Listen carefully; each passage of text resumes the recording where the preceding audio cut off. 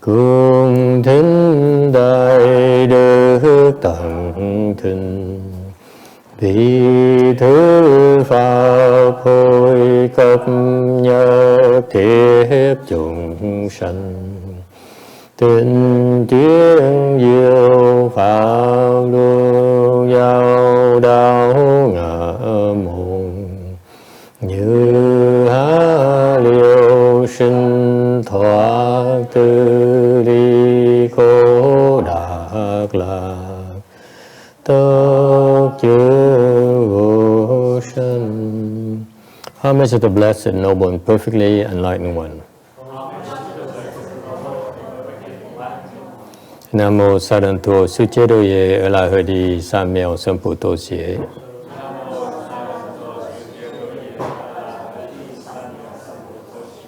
Nam mô Tạ Đạc Tha Tô Già Đa Gia La Ha Đế Tam Miệu Tam Bồ Đà Tọa.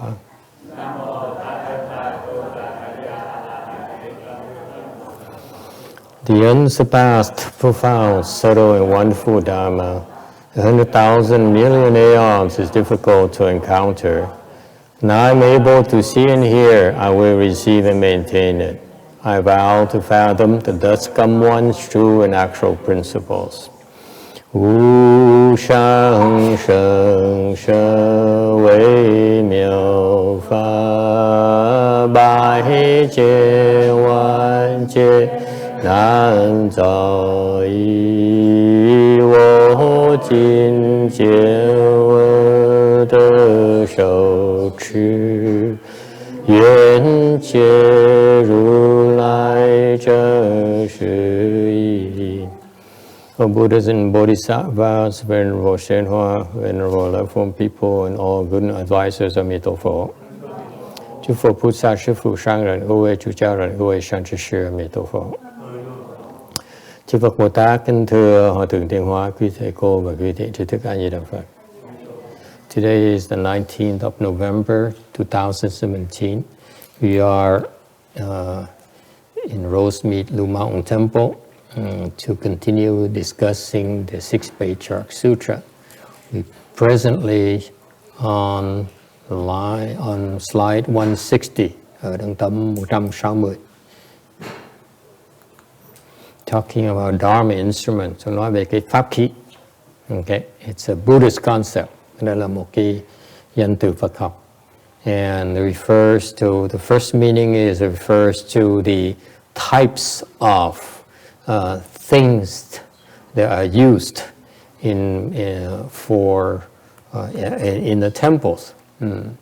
Thứ nhất là ý nghĩa là 6 cái loại khí cụ, pháp cụ mà dùng để mà trong chùa đó. You have these stores out there. Có nhiều tiệm chuyên môn bán những cái chuyện này. The stores who specialize in selling these things.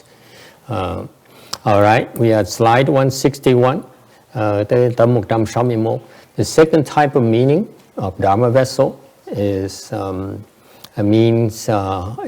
is that, take the example of Venerable Patriarch HuiKe, who served the Bodhidharma for a long time without urging or encouragement. He knelt behind the Bodhidharma for 9 years seeking the Dharma. Thì cái ý nghĩa thứ nhì là được biểu diễn qua cái sự tích của Ngài HuiKe, Nhị Tổ HuiKe. Ngài đó vì cầu Pháp mà quỳ sau lưng Ngài Bodhidharma 9 năm trời. Mà không ai đòi hết đó. Bodhidharma didn't ask for him to kneel. Bodhidharma không có đòi, vẫn quỳ thôi. And he even cut off his arm to show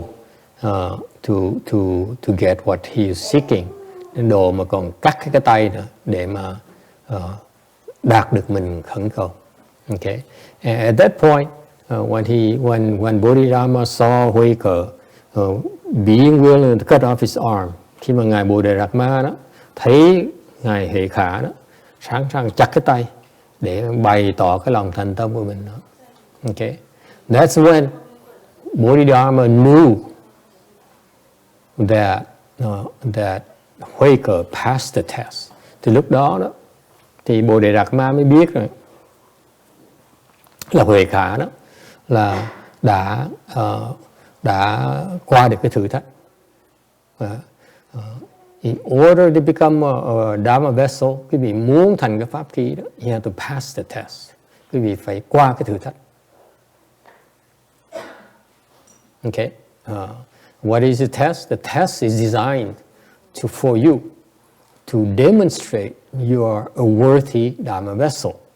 Cái thử thách là gì? Cái bản tính của thử thách là để quý vị có cơ hội để mà chứng tỏ rằng, để chứng minh rằng mình thực sự là một cái pháp khí. Okay. And that's why after Bodhidharma decided that HuiKe was a worthy Dharma Vessel, he then passed on the Patriarch to, how do you pronounce that text? Patriarch, something like that. He passed on the rope and a bowl and nominated him to be the successor, the Dharma successor. Thì ngài Bodhidharma khi mà thấy rằng cái ông HuiKe này xứng đáng rồi, mới nói là ta sẽ truyền cái y bác cho con, because and then making you the second, và làm cho con là một nhị tổ của cái Phật pháp ở bên xứ Tàu này. So he became the second Chinese Patriarch for Mahayana in China. All right. Any questions? Okay. So you see from this example, you see to become a Dharma vessel is not an easy thing to do. Quý vị thấy cái ví dụ điển hình này của cái pháp Tàu, của pháp Đại thừa đó, muốn làm pháp khí không phải là dễ đâu. It's very difficult. Okay. Câu coi ngân.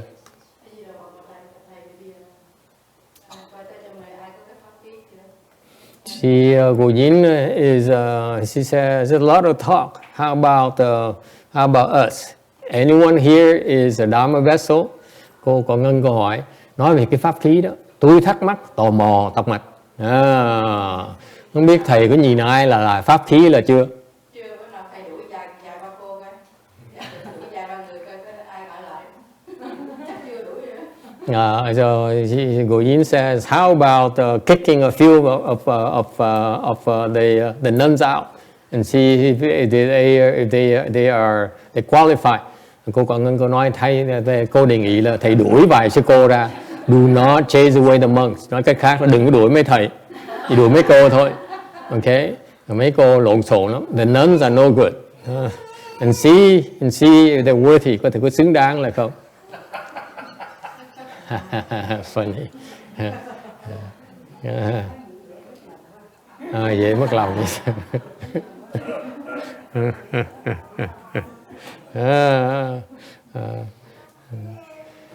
Thầy đâu có bao nhiêu đâu mà đuổi rồi còn gì mà chùa nữa. I don't have that many students, đuổi còn gì mà ngoài là cái gọi là tăng đoàn nữa. Cái đàn bà nó khổ lắm. The women's side is họ khó lắm. It's very difficult the women's side. They have to go 2 years, in general 2 years as a novice. Người bên phụ nữ đó, cái pháp là phải 2 năm là làm Sajini. And then another 2 years to be a Sakshamana, 2 năm để mà làm Titsamana, rồi lúc đó mới được xét làm tỳ kheo ni. And then you are eligible to be considered to become fully ordained. So minimum of 4 years, ít nhất là 4 năm, typically. I know people usually they require minimum of 5 years. Như khi mấy cái hòa thượng khác tôi đòi ít nhất 5 năm. Why is that? Tại sao như vậy? I'm told, don't blame me. Thầy nghe ta đồn như vậy, và đừng trách thầy. They say women are the faith is very shallow, easy come, easy go. Mấy ông hòa thượng nói với thầy á là it's not me. Why you look at me like that, Kim Điền? Oh my God, I'm not that bad. Kim Điền, how could you? I mean, that's what I felt too. How could you? Em nói là tại vì ông hòa thượng nói là mấy cái cô đó nó đùng họ bỏ đi ngay. Thành ra chẳng thà bắt họ làm 5 năm trước cái đã, lúc nó bỏ đi mình đã hưởng lợi rồi. So usually they say that the nuns are very disloyal. They usually quit, okay, very quickly. So might as well make them work for 5 years, and then if they quit, at least you got your money's worth already.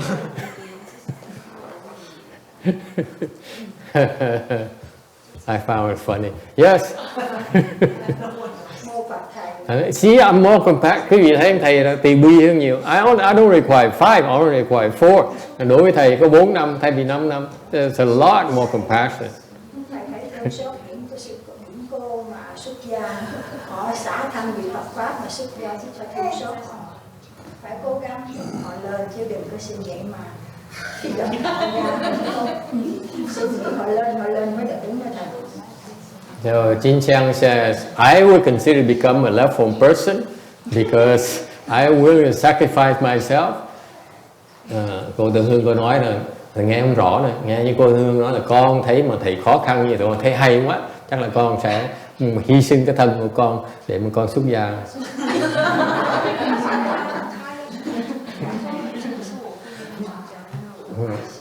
Okay. Now we're talking. Nói gì mà có lý. Cô có another question over here. Có cái câu hỏi nữa. Yes. Hồi nãy cô có đang nói về pháp khí á, con nói mấy sư cô biết có không mà con thấy mấy người trong bếp ăn có cái pháp khí. Ai cũng cua pháp khí.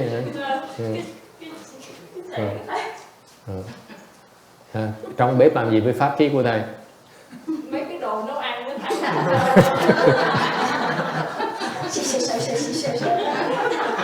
This is too much. This is too much. Yeah. This is deviating from the Dharma.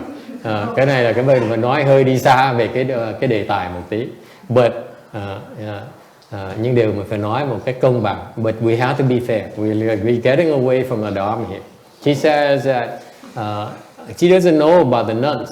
All she notices is that the people in the kitchen staff, they seem to be very good at using the Dharma vessels. I mean the knives and the forks and cô nói là con không biết về pháp khí mà bên phía cái Phật điện là sao, pháp khí bên cái nhà bếp á, thì mấy người ở trong nhà bếp rất là giỏi về pháp khí, cầm dao là thấy khiếp luôn. So what is so to answer the original question, để trả lời cái câu đầu tiên hết á, người hỏi là trong cái nhóm có ai là pháp khí được không? Question is, anyone in this Dharma assembly is a Dharma vessel? Có ai xứng đáng là pháp khí? I think quite a good number is Dharma vessels. Thầy nghĩ có một số rất là khá làm được pháp khí. Whether it's 1 or 0, I'm not sure. Không biết là 0 hay là 1 thầy không biết nữa. But the point here is that, cái vấn đề là như vậy. If HuiKe gave up any time at all during the 9 years, okay, quý vị biết không? Nghĩ lại chút vậy. Cái ông thầy Hệ Khả không xứng đáng. For 9 years is not a Dharma vessel. 9 năm trời không xứng đáng làm pháp. That's a fact. Okay. Only after 9 years, he put in he endured the test. Ngài Hệ Khả nhẫn chịu cái thử thách là 9 năm trời. Okay. Why? Tại sao như vậy? It's because that's how he was being groomed to be a Dharma vessel. Tại cần 9 năm trời mới vun tập, rèn luyện cái đức tính của ngài Huệ Khả để mà có thể trở thành được một pháp khí sau cái 9 năm trời. So that, vì vậy, okay, that's why after 9 years of hardship, 9 năm trời mà khổ sở như vậy, okay, thì he finally passed the test. Thì khi mà ngài á mà qua được cái thử thách đó, what happened? Gì xảy ra? Bodhidharma said, yes, you're worth it, you are next Patriarch. Thì ngồi trong cái chốc lát đó đấy, thì ngài Bodhidharma mới nói là ông là xứng đáng làm pháp khí của ta, đây là cái y bát của ta. Okay? Này quý vị, that is the sudden enlightenment. Cái đó là cái pháp đốn ngộ. He transmitted to HuiKe. Đó là cái pháp đốn ngộ mà ngài Bodhidharma hung rèn luyện cho ngài HuiKe. Can you see that? Thành ra tùy cái pháp. My point here, it depends which Dharma you're being transmitted. Cái pháp của cái vị truyền là pháp gì? You may be a Dharma vessel for, let's say, a gradual enlightenment Dharma. Chứ ai có người đó chỉ có xứng đáng là pháp khí, một cái pháp của tìm ngộ. Nghĩa là mình giác ngộ từ từ. Gradual enlightenment. HuiKe, ngược lại ngài Huệ Khả là đốn ngộ. HuiKe is that for 9 years he could fail, he could fall off the cliff for 9 years, 9 năm trời. Mà nếu như ông nhúc nhích một cái mà trật một bước thôi là ông sẽ lọt đà. Okay? Is that clear? Does it make sense to you? Nghe quý vị có hiểu không? Cái thử thách của ngài Huệ Khả nó khó dễ sợ. HuiKe's test is so much tougher than the typical person. Cái ngài Huệ Khả đó, cái trình độ rất là cao, thành cái thử thách nó cao dễ sợ. 9 năm trời nhúc nhích một cái là tiêu. He only had to make one mistake, he falls off. One day he says, my God, it's raining too much. Chào, như bữa nay trời nó mưa, gió nó thổi, it's too windy, there's a storm coming. He would say, what am I doing here? This doesn't make sense. Ông có thể nói là, trời ơi, tôi phi cả mấy năm trời của tôi ngồi đây, tôi quỳ đây làm cái gì? Trời mưa nè, ướt át nè, gió nó thổi nè. Cái chuyện tôi làm nó vô lý vậy sợ, doesn't make sense. He quits. That's it. Nó tiêu. Meaning all the time you spent before, it's useless. Có mấy năm mà ông ngồi ông quỳ, ông đứng quỳ đó, hoàn toàn phí cuộc đời của ông. Can you appreciate what I'm trying? My point. Quý vị thấy cái ý thầy nói không? Can you understand that? That's sudden enlightenment. Cái đó là pháp đốn ngộ quý vị. Yes, sir. Well, he was motivated by extreme shame for having struck Bodhidharma and extreme fear of dying. Yeah, he has no choice. That's why he's bright for the sudden enlightenment Dharma. Very good point. Thank you. Ông này ông nói rằng á, là cái ông này ông tuyệt vọng rồi. Ông bỏ đi ông sẽ chết. Thành ra ông á, không thể bỏ đi được. Vì vậy có quyền áp dụng cái pháp đốn ngộ. Ông gọi là cái pháp khí của pháp đốn ngộ. Because he has no choice, he is suitable to become a sudden enlightenment Dharma vessel. Nghe có hiểu không? Whereas, ngược lại, many you are comfortable, nha, quý vị rất là thoải mái. You know, you have clothes to wear, quý vị có áo quần để mặc. You have these people, you know, these people, these monks and nuns, những người xuất gia của học trò của thầy đó. They have a room to go back to, có cái phòng về mà nghỉ, khi mệt về đó nghỉ. Food to eat, có đồ ăn đó. On Sundays people come and make offerings to them to eat. Chủ nhật thì tới, thứ bảy chủ nhật thì có người tới cúng đồ ăn cho mà ăn. Okay? They really are not desperate. Họ không có cái sự cấp bách ở trong. Therefore, they are less likely to be Dharma vessels for certain enlightenment. Vì vậy họ không có cái cơ hội mà học cái pháp đốn ngộ nó khó hơn. they would be candidates for gradual enlightenment. Họ sẽ là phát huy của pháp tiềm ngộ chứ không phải là đốn ngộ. Does it make sense? Yeah.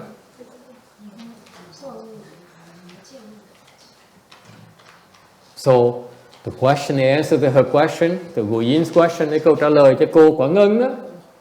He says, is anyone worthy of the son is a worthy Dharma vessel? Thì câu hỏi là có ai là cái xứng đáng làm pháp đốn ngộ hay không?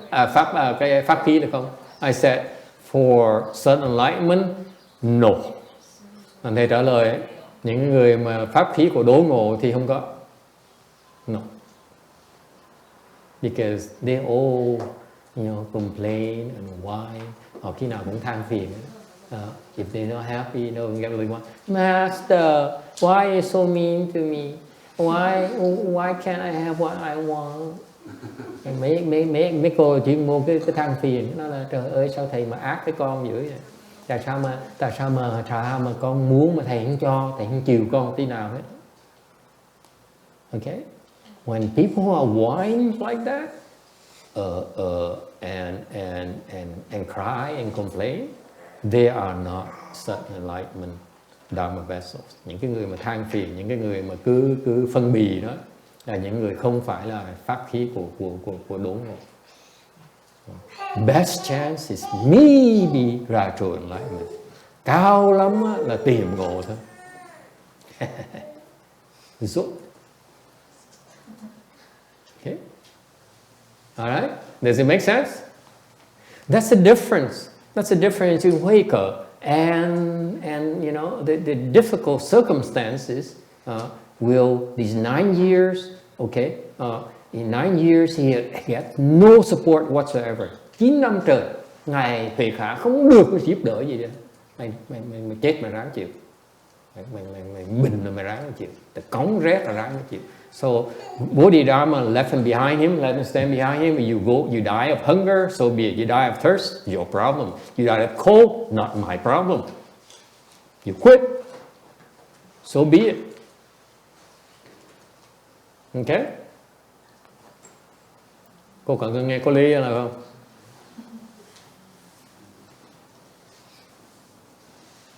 Okay?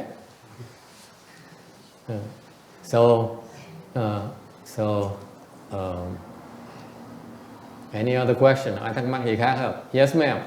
Thầy, vậy mấy chị tổ mà đào tạo đệ tử ra là toàn là để mà pháp khí của Phật giáo, cũng như ngàn chân quá đào tạo ra mấy thầy cũng có thể gọi là pháp khí không? The question of the Patriarch, do they train people to become Dharma vessels?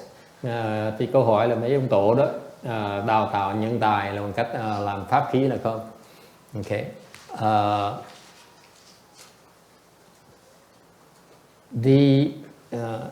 Before I answer that, để trả lời cái đó, trả lời thẳng không được, thầy phải nói giảng thêm một tí mới trả lời được.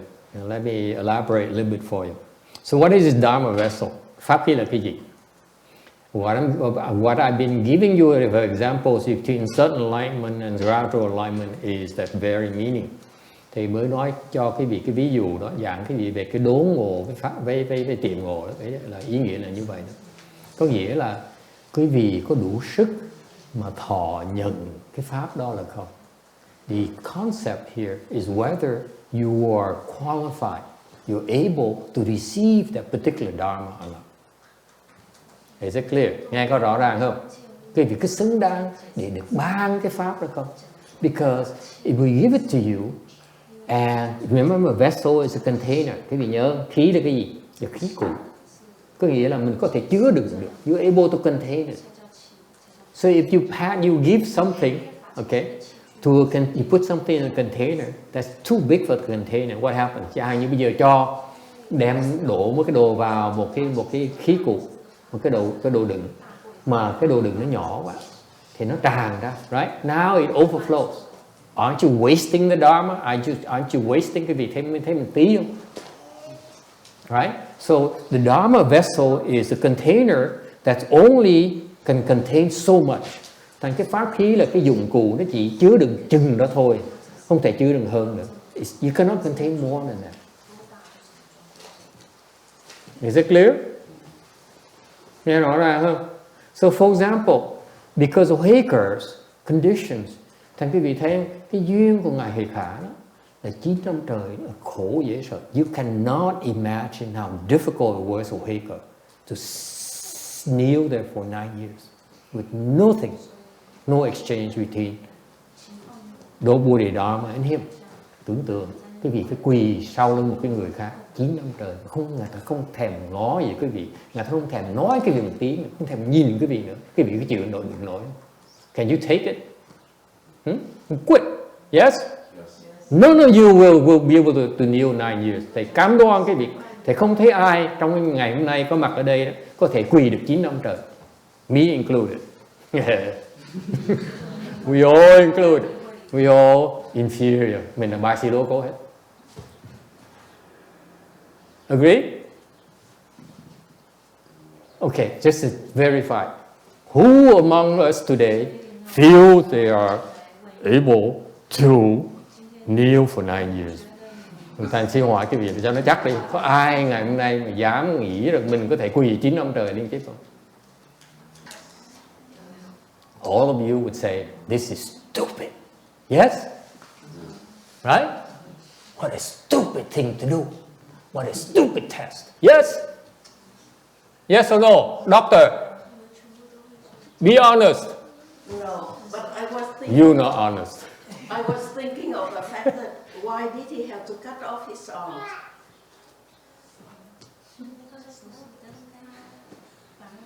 After 9 years, what have you got to lose? But It's going nowhere for 9 years. He said, what the heck? Master, if I take a knife to this temple and I say, Master, take me or I cut my wrist. Please don't sue me. That is threatening. That's all I'm worried about. Please don't sue me. Isn't it threatening?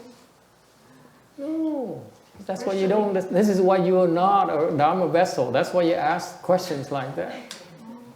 The question is only yes or no. Are you willing to kneel for 9 years? You say no, right? Are you willing to cut your arm? She says no. I rest my case. Thì hỏi cô một cô tôi hỏi là tại sao quý vị có dám quỳ 9 năm là không? Không quỳ đâu. Quý vị không thể nào quỳ 9 năm nữa. Mà đừng nói chuyện mà sau 9 năm mà còn chặt cánh tay nữa.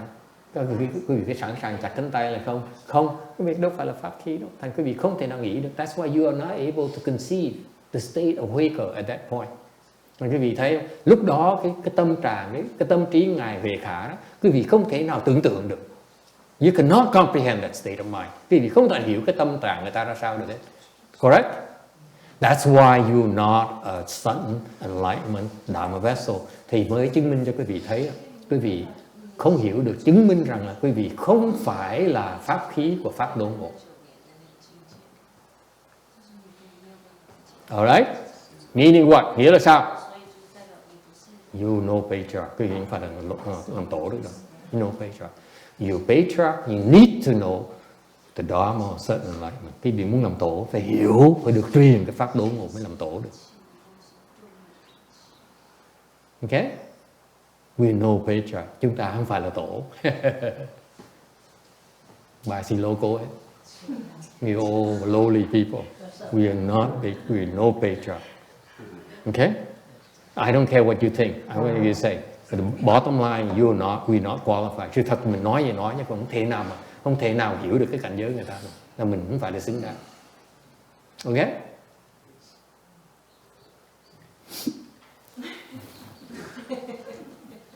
I mean, you're so polite. You're so ruthless. Quý vị công nhận con tàn nhẫn dễ sợ. Okay. You're all failures. Nhìn cái Phật pháp, quý vị thấy mình là ba si lô cô hết. Okay? Mô Phật thầy. Tại hồi xưa đó cái đời sống họ rất là kiên cố, rất là cứng. Với đời sống họ quen nữa, chịu cực chịu khổ quen rồi. Cả trong 9 năm họ tu được, thiệt là tu được. Còn thời đại bây giờ không còn thầy ơi. Thời đại giờ đời sống nó quá sướng đi. Thiếu một chút là ta chịu không bỏ. We cannot take us. We cannot endure suffering anymore. Cái thời đại này không ai nhẫn chịu cái khổ được. Dạ, không còn nữa đâu. Mình phải chấp nhận thôi. Yeah. Vô Phật. Just bằng cớ là sao?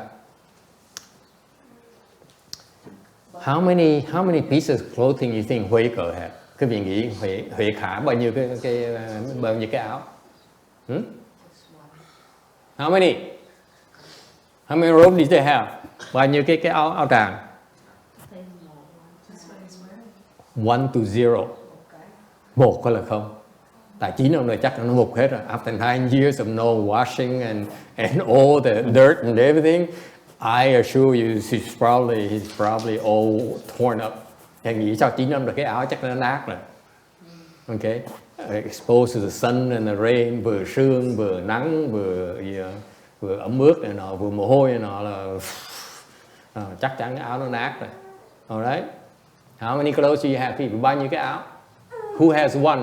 Show, raise your hand. Ai có một cái áo cho thầy coi. Only one piece of clothing. I mean, one piece of garment. See? It's different world. Cái thế giới nó khác. All right. So this Dharma vessel here, going back to the concept of Dharma vessel, thành trở về cái quan điểm Phật giáo của cái pháp khí. Dharma vessel is a container. Pháp khí là một cái đồ đựng. Thành mình làm tràn đầy cái đồ đựng đó để truyền cái pháp cho cái đời sau. So what happens is Patriarchs, they fill up these Dharma vessels to pass on their best to the next generation. Is it clear? Thì vì hiểu là cái vị tổ đó, ta chọn những cái pháp khí khác nhau. The Patriarch needs to choose various types of Dharma vessels. Vị tổ phải chọn những cái pháp khí khác nhau, rồi đổ cho nó đầy để mình truyền lại cái tâm huyết của mình cho cái đời sau. Is it clear? Yes, sir. Yes, Master, there's been a question I've been wanting to ask you for a couple of months that sort of relates to the Dharma vessel, but also once before when you were talking, I'd asked you about the differences between the Lotus Sutra, which I first began studying back in '84, and the Ritual Adornment Sutra. And while I'm not claiming to be ready, to actualize the teachings of the Ritual Adornment Sutra, nor do I claim to know the Lotus Sutra, even though it's been since '84, I'm wanting to know, is it possible that maybe as a preview of coming attractions, is it possible I might be able to hear you chant the title of the Ritual Adornment Sutra so I can sort of tune in and prepare my vessel to be able to, somehow reap the benefits? I don't understand the question. Did you get it? Anyone, Okay. did you get it? Let me say it another way. Okay. Some sects of Buddhism believe that if you chant the title to a sutra or the major chapters that you can get the benefits. And That's the my Nichiren primary you're talking about. experience- Yeah, Yes. my primary experience is with the Lotus Sutra, and you had once talked about the Ritual Adornment Sutra, which you indicated we needed a lot more preparatory to get to that point. The And I'm- flower adornment, you mean? Yeah, flower adornment, there you go, yes. And I was wondering if you might be kind enough, I'd like to even hear how the name of the title of that sutra is even chanted. I mean, I'm not saying that I'm worthy or ready yet, I would really love to be able to tune into, a preview of coming attractions. We're doing it every night. We chant it every night, unlike Nichiren, who chants the Dharma Lotus Flower Sutra, title only. Every night when we do our evening ceremony, we chant the Flower Adornment Sutra title name every single night. Okay. So we have been doing already as part of our daily practice. You could ask the monks and nuns here, and they will I point it didn't out. know what we were chanting, I would just chant and enjoy the energy. But you addressed it once and it sort of related to, people's capacity and being ready, so I asked the question. No, you don't have to be ready. It's a good thing to chant it. It's not about being ready. That concept being ready is not entirely accurate. It's like an unnecessary concept. Okay, what we do is a lot more involved and a lot more beneficial than simply these concepts, these rituals, these arbitrary rules that are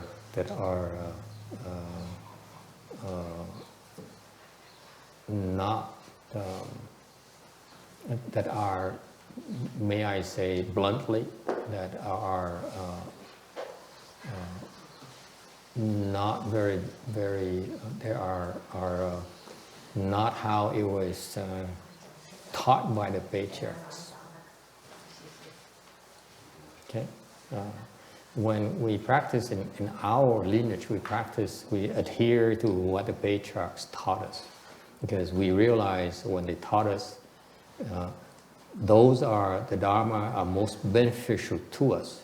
So when we have the chance to learn all those and compare to what the other Dharma, like Nichiren's Dharma in particular, they have these arbitrary rules and prohibitions that are really not based on the proper understanding, based on wisdom, in other words.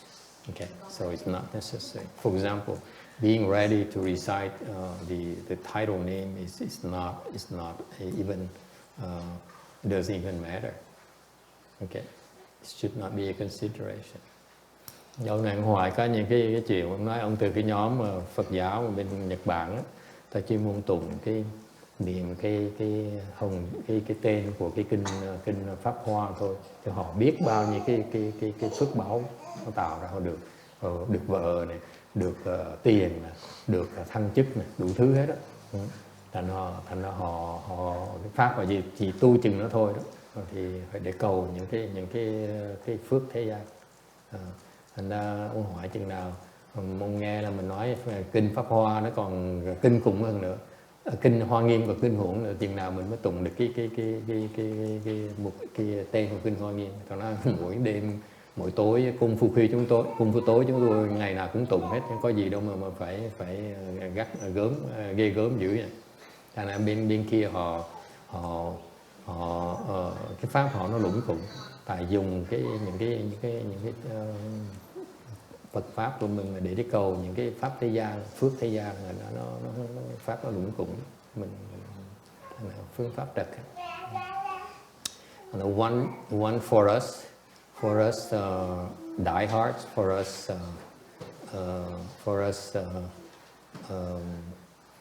more vigorous cultivators, if you will. We know we refrain from teaching those things because if you look at Nichiren's approach, the practice is predicated upon you attaining worldly benefits from reciting the Dharma, the Flowers Sutra name. Okay, that's not Mahayana. That's a worldly Dharma to us. Okay, so that's why they err quite a bit. You get a lot more out of it if you recite the Dharma Flower Sutra name without seeking. That's why they're wrong. Case in point. For example, if you want a promotion, you want a job, you need a job, you need money. And so you're told to recite, you should recite the Lotus Sutra name. Namo Lotus Sutra, Namo Lotus Sutra. Okay, something like that. In Chinese, in Japanese, in English, it doesn't matter. You recite it. Eventually, you will get a job. You will, eventually. Okay. If you were to do that without seeking to get a job, you get it quicker. And you get more than that, a lot more. So why would you restrict yourself to just a job, or just love, or just a Mercedes? You silly. It's a silly approach. You recite the sutra name, you get incredible, inconceivable benefits. Why would you want to say, hey, I just only need this tiny piece of benefit? It's nonsense. Well, my understanding of the practice is that the goals are just kind of like signposts along the road, and it's about the journey and the unfolding and becoming enlightened. It's not true. Okay. If you do it that way, you'll never get there. Okay? If you say that, let's set up this goal here because eventually we're going to get there, that approach is erroneous. It's not Mahayana at all. Okay? It's not even Hinayana. It doesn't bring you to liberation anytime soon. Because of many pitfalls, I don't even bother, I don't want to waste time talking about it. It's a waste of time. That approach is a waste of time. From our perspective, it's erroneous. Okay? It's wrong. It will lead you astray, will prevent you from getting to the higher goals. That's why we don't do it. We don't do it for a simple reason that you are actually shooting yourself in the foot. That's my perspective. That's why I don't teach it. If it were beneficial, I would have taught them already. For example, in the evening ceremony, we recite Nam Mô Ta Wang Ta Phang Wang Phổ Hoa Yen Jing. Nam Mô, what is it? What's the English name for that, Master Xian Che? Nam Mô Đại Phước Quán Phật. Great means expensive, flower adornment sutra. Okay? We recite it every night, 3 times. Okay? We teach them you should be looking for a Mercedes Roadster? No, we don't. That's why the blessing is far greater than yours. That's why they have a chance to become enlightened a lot quicker than you will. That's the difference. That's why we don't teach them. The methodology is wrong. That's why. It's not, it's a dead end. It's just too long for us. Okay? I'm sorry. I mean, you ask me, usually my answers are, people do not want don't like my answers because I'm too blunt. Okay? Ông nào cũng hỏi về cái Nhật họ tu, họ cái phái này họ tự gọi là Phật giáo, thực ra là không phải Phật giáo, là thế gian giáo. Mà họ rất là thịnh hành, tại vì họ bước trước cái nhà thờ, họ làm, họ o bế những người tới tu, rồi cổ vọ họ để mà tu, thành ra họ càng ngày càng đông. Nhưng để thì ra cái đông đó là cái pháp thế gian. Okay. Thành ra thầy ông hỏi là ông hỏi là về cái pháp là thầy dạng gì chứ không biết cái pháp đó là pháp trật đường rồi, pháp lộn rồi. Thành ra nói thì người ta phật lòng, cái tại lỡ hỏi thầy trả lời thôi. Nếu không muốn nghe thì đừng có hỏi. You don't like my answer, don't ask any questions. Okay? All I have to offer is my personal opinion. That's it. I'm no patriarch. Okay? I tell you, I give it to you straight. I don't beat around the bush. Like Howard Cosell says, what? I call it as it is, something like that. No? Anyway. Thành ra cái pháp họ tu là họ cầu những cái phước báo của thế gian. Cái Phật pháp mình cái đại sự mới đi mà giống như lấy cái bảo kiếm mà đi cắt cỏ vậy. Không phải là phí cuộc đời mình, phí cái bảo kiếm mình. Cái tâm cái vị mà ai trao cái bảo kiếm. I explained to them. I explained to them in Vietnamese. I said, it's just like the Dharma is like a jewel sword. It cuts anything. The most precious thing there is. That includes the title of the Lotus Flower Sutra. And for this jewel sword, the way they use it is to go mow the grass, cut the grass. Okay? That's a good metaphor. That's silly. Okay? You do that. The person who does that, okay, will get nowhere, right? Cầm cái bảo kiếm mà đi cắt cỏ thì quý vị nghĩ cái tâm cái người đó, cái hiểu biết cái người đó nó đi tới đâu, đi được bao xa. All right. So where were we? Okay, the Dharma Vessel. Cái pháp khí là cái gì? Okay, so what happens is the patriarch has a problem. Cái ông tổ nó có cái vấn đề. Bodhidharma had a problem. Bodhidharma có vấn đề lớn lắm. Okay, he says, I'm old. When he went to China, lúc ngài Bodhidharma qua bên Tàu, he was in his 80s already, 80 mấy tuổi rồi. He sat and faced the wall for another 9 years. Lúc mà ngồi trong quay vào tường nó khoảng gần 90 tuổi rồi. Think about it. The guy says, how much longer do I have to sit? Where are all these people? Nhìn không có ai, nhìn quanh không có ai. No one wants to learn the Dharma from him. Không ai muốn học pháp hết đó. Okay? Except for an idiot back here says, hey, give it to me, but you are not worthy. Có một cái ông thầy Tàu khùng đó. Ông nói nhất định đòi học. Ông nói, ông có đủ sức để mà học. Bodhidharma took one look at Shen Guang and said, you're an idiot. You're not worthy. You can't receive my Dharma. Mà Bodhidharma thấy thầy Khả, thần Quang, nói ông dốt, đâu có đủ sức mà, đâu phải là pháp khí đó. So you see, in 9 years, Bodhidharma invisibly molded HuiKe into a Dharma vessel. Quý vị biết không? Đây là một cái phước nó lớn không thể tưởng tượng. Trong 9 năm trời đó, ngài Bodhidharma đó rèn luyện HuiKe để thành một cái pháp khí rồi.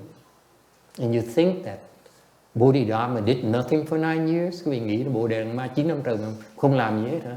You're so wrong. Cái gì quá lầm. What's my point? Ý thầy nghĩa là sao? The point is he was willing to cultivate for Because HuiKe was willing to endure any kind of hardship that Bodhidharma dished at him.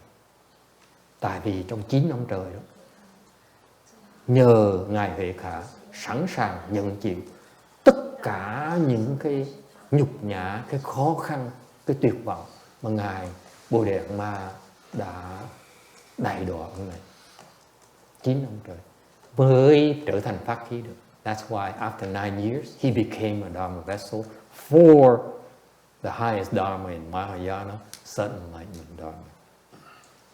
Sau 9 năm trời mới trở thành pháp khí để có thể nhận được cái pháp đốn ngộ của ngài Bodhidharma. Before then, he's not qualified.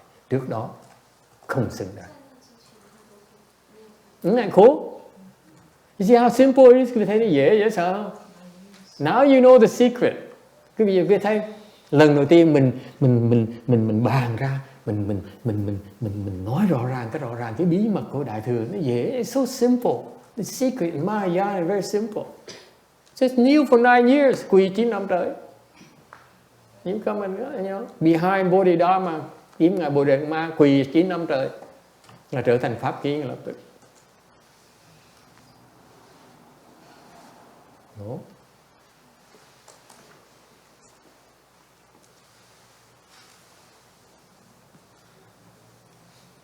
But after 9 years, he's not ready yet.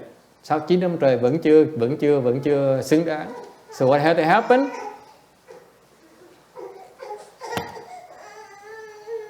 Cái này is a turning point.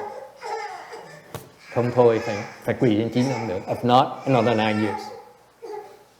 Bodhidharma has all the time in the world. He said, if not, you're not gonna pass this test, I give you another 9 years. Yes, sir. So don't tell me I don't get why he had to cut his arm. That's a turning point that turned him to a Dharma vessel.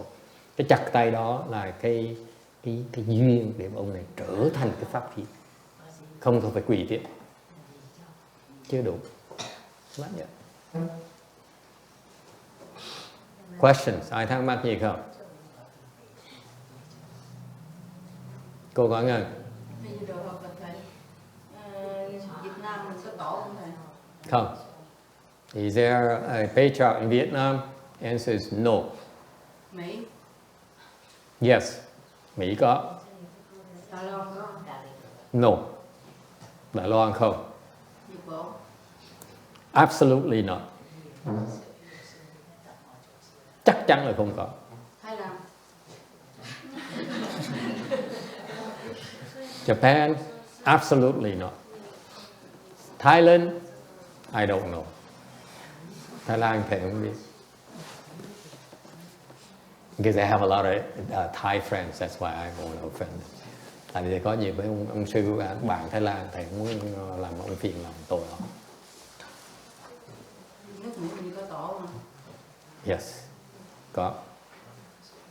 Nước Mỹ mình có phước giáo quá chừng. Tại vì Ngài Tiến Hóa đem cái truyền cái pháp của ông tổ. Sư ông là tổ rồi còn gì nữa?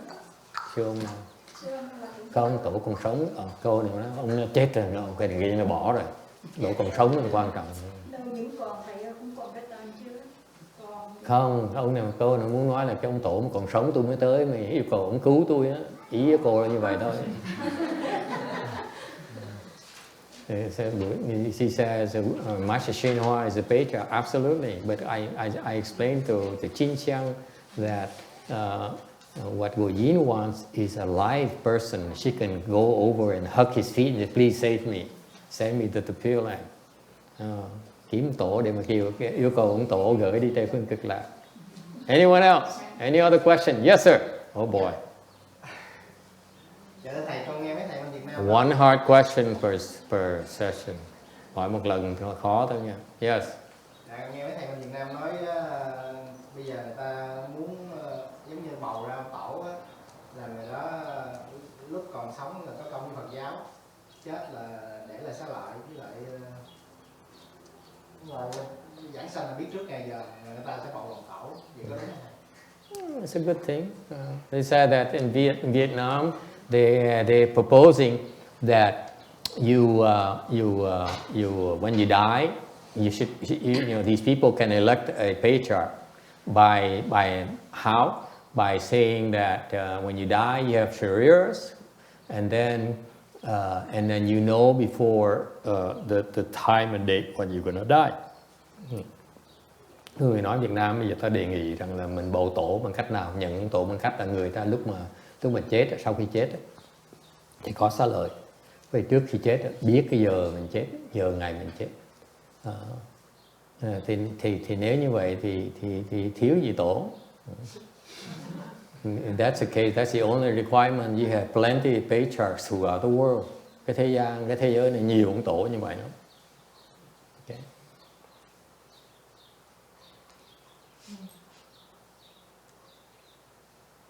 There are a lot of them who are like that, who are even lower than some of you today here today. Biết bao nhiêu người đó đã như vậy thì biết với bao nhiêu người như vậy. Như vậy mà trình độ họ còn thấp hơn là mấy người có hiện diện ngày hôm nay. If that's the case, then if they're patriarch, then some of you today should be patriarchs as well. Những người đó mà được xưng làm tổ thì những người một số hiện diện ngày hôm nay đáng lý phải làm tổ luôn nữa. Okay, if that's the case. Okay. All right. Any other question? Ai thắc mắc gì khác không? Cái gì được hoặc là thầy tổ. Eugene is very fascinating by this patriarch thing. Cái cô Quảng Ngân này nhất định phải moi cái tên ông tổ cái gì là ai. I know where she's getting to. She says, can you tell me who the second patriarch is? Cái gì được hoặc là thầy tổ đó có lợi ích gì cho chúng sanh không? Có lợi không? Có giúp được đất nước hoặc là có giúp được cái gì cho chúng sanh, hoặc là có cứu những cái gì cho chúng sanh. Phải hỏi mấy ông tổ, thầy đâu phải tổ sao thầy biết được. She says, does a patriarch does he do anything? Does he help save living beings, help the country, help the world, or whatever? And my answer is, you better ask a patriarch. What do I know? If I knew, I'd be a patriarch already. Nếu mà thầy biết, thầy làm tổ. Why would I sit here? Ngồi đây làm cái gì? Jeez. I know, no offense. Thầy muốn cái bị buồn lòng. Nhưng đều thầy mà biết thầy biết những chuyện đó, thầy làm tổ. Thôi ngồi đây phí thời giờ của mình. If I knew all those things, I should be a patriarch instead of wasting my time. Okay? Any other question? Ai thắc mắc gì khác không? Yes, sir. Didn't some of the patriarchs went in hiding? Yes. Was it because, what were the reasons? I don't know. Because they cannot handle being harmed. They will get killed if they don't hide. It's just like the patriarchs, like 6th Patriarch later will go into hiding because he's not ready. He cannot handle his enemies yet. Câu hỏi là ông tổ đó có đi núp để trốn không? Có trốn chứ. Ông tổ nhiều khi phải trốn tại vì ông chưa đủ sức để mà chống chọi lại những cái địch thủ ông. Lộ ra nó bị nó giết. If they know about you, they'll kill you. Okay. Rất là thông thường. Okay. No only the non-Buddhists, it's the Buddhist monks who will kill them. Ông tổ khổ lắm. Tổ mà lộ ra một cái, không ai giết họ, mà những cái người sư, mấy người ni muốn giết họ, chứ không chạy đâu hết. It's the monks and nuns who are the worst enemies. Tổ khổ lắm. Một tổ mà lộ đầu ra là những cái người tăng ni đó, gần gũi họ nhất, thân cận họ nhất là muốn giết họ. Thành lộ không được. That's why you don't want to reveal, they don't want to reveal themselves. Coi như trong Phật giáo không giữ kiểu mà ông vua muốn giành ngôi nhưng mà chém giết với nhau chứ gì. Chứ sao, đời vua hoàng đế cũng vậy, hoàng đế mà người mà nguy hiểm nhất là anh em ông đó. Dạ, anh tị chém giết nhau. Anh chị em ông. Mấy người đó người nguy hiểm nhất. Just like in the emperor, his worst enemies are his own brothers and sisters. It's the worst enemies. Yes. Cái gì đâu học thầy, miễn mà giết một vị tổ đó có mất nước không? Mất nước hả? Đương nhiên là mất rồi. Cái giết mình không nghe qua mà không biết có phải nó giết một vị tổ rồi là cái đất nước nó phải mất không? Đừng nói về tổ không, cái tượng Phật không, bên nước Á Nhĩ Căng Đinh đó, nó có cái tượng Phật nó to thiệt là to đó. Từ tụi Taliban nó lấy mìn đó, thuốc đạn đó, nó nổ tung cái tường luôn. Okay. Thì nồi trong vài tháng sau nước Mỹ nó qua nó đánh tan, nó chạy quặt đuôi mà chạy, mất nước luôn. Thế là một cái tường thôi, đừng nói chuyện ông tổ, cái tường là chỉ là đất thôi đó. Cái nghiệp cái tội nó nặng lắm. Tổ muốn đại diện về Phật giáo mà phá hoại Phật giáo thì phải tội nặng lắm. So the question Gojin has is that is there any consequences? What are the consequences of killing a patriarch? Are they pretty heavy? I said, well, very heavy. Remember the Taliban in Afghanistan? They used to have this huge Buddha statue. It's been there for thousands of years. They decided one day that they would detonate, use some bomb and broke it up. And within months, the U.S. decided to invade the country and kick the heck out of them. Okay, that's the consequences of just destroying some dirt things. Đất đá mà phá là chừng như vậy, cái tội là như vậy, huống gì giết cái người mà ông tổ biết bao nhiêu là Phật Bồ Tát là biết biết bao nhiêu tâm huyết nó đào tạo được mà tới hại người ta là phiền lắm. So these stones things can be replaced, but you know how difficult it is to train a patriarch. It's much harder than build a statue. Thì cam đoan cái vị đó, đào tạo một người tổ nó khó hơn là đúc một cái tượng Phật nhiều lắm. Khó không thể tưởng tượng. It's so difficult to train like Bodhidharma. You think he sat there for 9 years? No! Cái vị đừng có nghĩ ngài Bodhidharma ngồi 9 năm trời đó, không có đâu. Âm thầm mà dạy Huệ Khả 9 năm trời. He taught HuiKe for 9 years. And turned him to a Dharma Vessel. Nhờ dạy như vậy mà ông ấy không bỏ cuộc mới trở thành được pháp khí.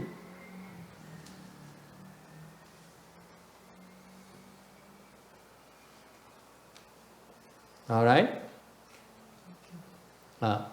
And thành ra cái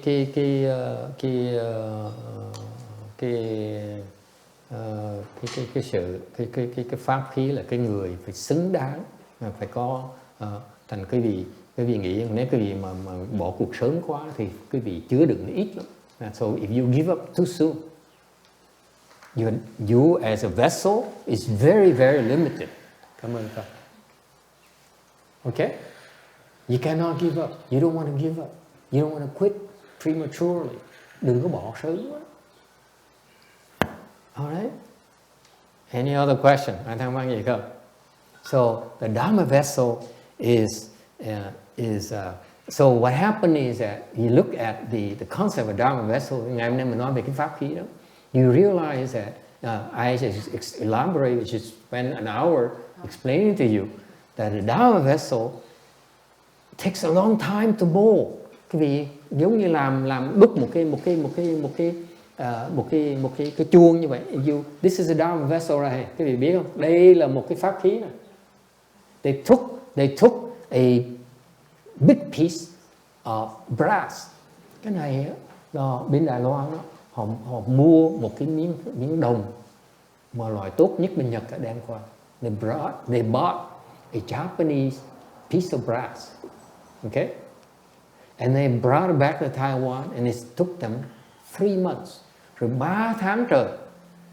One craftsman, một cái ông master craftsman, một ông thợ mà chuyên môn đó, cầm cái búa, he hold his hammer here, he hammered it for 3 months.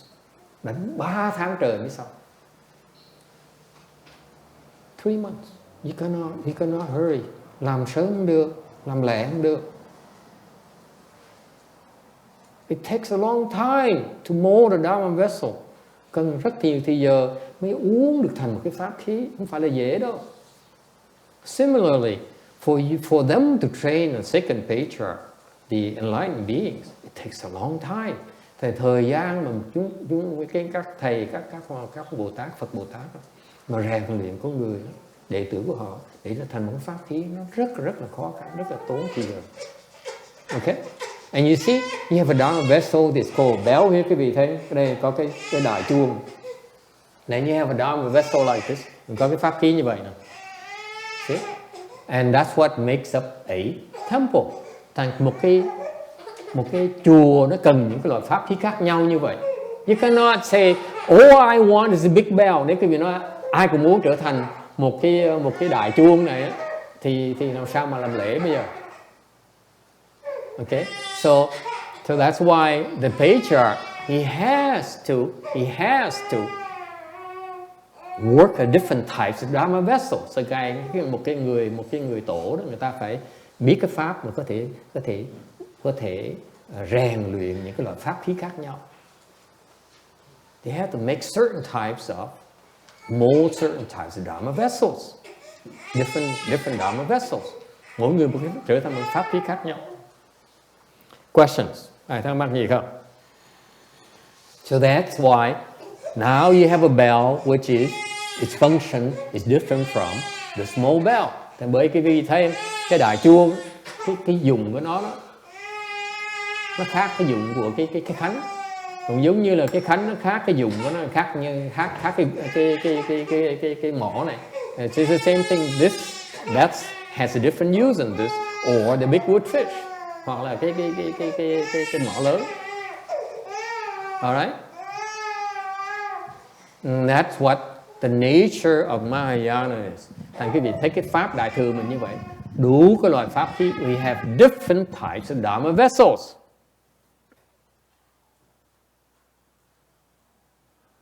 Not just one. Đủ loại hết. We have sudden enlightenment, coi người loại là loại đố ngộ. There's some who are gradual enlightenment, có người gọi là tiềm ngộ. Okay?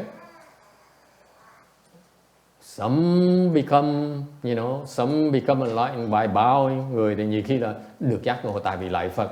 Some become enlightened because they do standing meditation. Người đó đắc pháp là tại vì đứng đó mà thiền đứng. Okay? Some become enlightened because they recite mantras. Những người đắc pháp là đắc đạo là tại vì nhờ tụng thần chú. Different types of Dharma vessels. Mỗi người cái công phu nó khác. But my master is very special. Ngài Tiến Hóa đặc biệt ở chỗ đó.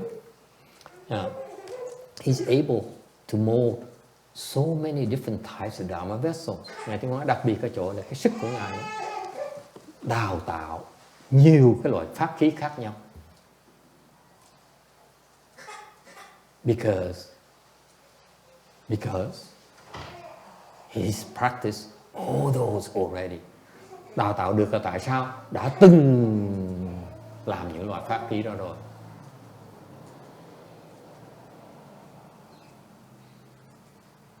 Just like we went to Taiwan, when we bought this big bell here, we had to go to one house. Giống như bên lúc chúng tôi mà thỉnh mấy cái chuông, mấy trống này về, cái chuông phải tới một cái chỗ khác, rồi cái mỏ thì tới chỗ khác.